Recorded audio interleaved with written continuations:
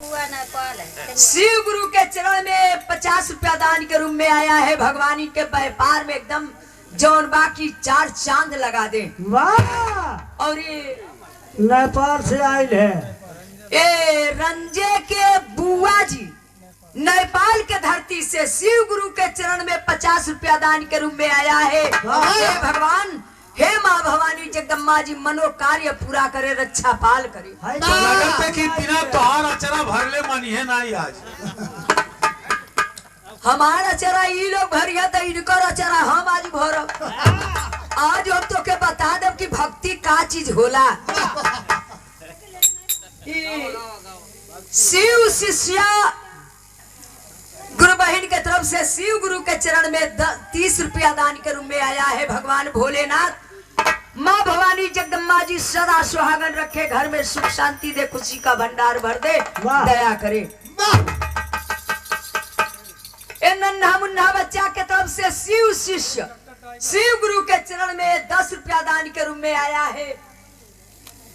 भगवान भोलेनाथ रक्षा पाल करे, जैसे गंगा जमुना में पानी लहरत रहे वैसे बचवा के जिंदगानी लहरत रहे।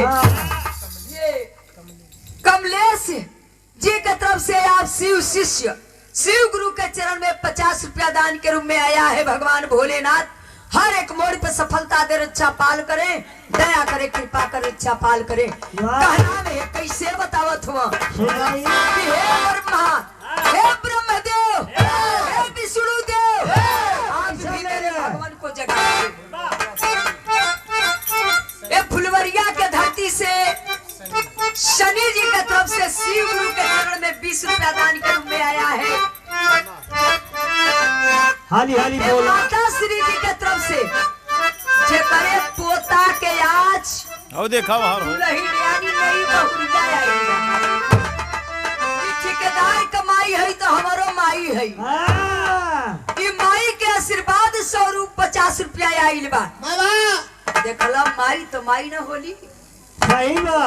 गाजा गाजा ए पवन के माता श्री जी के तरफ से शिव गुरु के चरण में 111 रुपया दान के रूप में आया है। भगवान भोलेनाथ सदा खुशहाल रखे।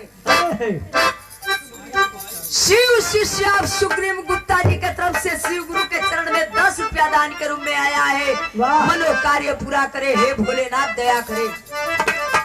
हाली हाली बोला।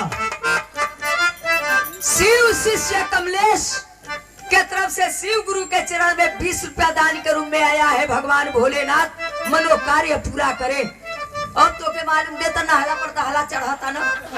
अरे अच्छा फरियाई। ये शिव शिष्य गुरु बहिना हमार है। अब्बे देखा भक्ति में कितना दम होला। अब्बे यही ना चाहिए। शिव का भक्त ना चला, ना कुदला, ना गवला, ना तू भक्त कैसन। राजकुमार जी के माता श्री जी के तरफ से 10 रुपया दान के रूप में आया है। भगवान भोलेनाथ दया करे, कृपा करे, रक्षा पाल करे। हाथ